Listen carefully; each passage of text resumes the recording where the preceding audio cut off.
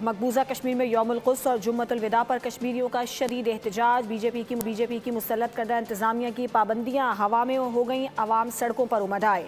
نماز جمعہ کے بعد فلسطین اور ایران سے اظہار یکجہتی، اسرائیلی جارحیت نامنظور کے نعرے۔ سری نگر، بڈگام، ہارمولہ اور بانڈی پورہ، گاندربل اور پلوامہ میں نماز جمعہ کے بعد فلسطین اور ایران سے اظہار یکجہتی کی گئی۔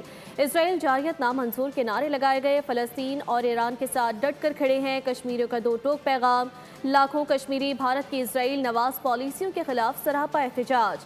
قابض انتظامیہ نے جامع مسجد سری نگر بند کر دی، نمازیوں کو عبادت سے روک دیا گیا۔ قابض حکام نے میرواز میں عمر فاروق کو گھر میں نظر بند کر دیا۔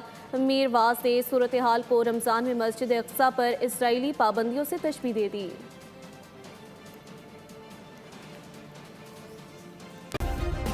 سبسکرائب کریں اور بیل دبائیں تاکہ کوئی خبر رہ نہ جائے۔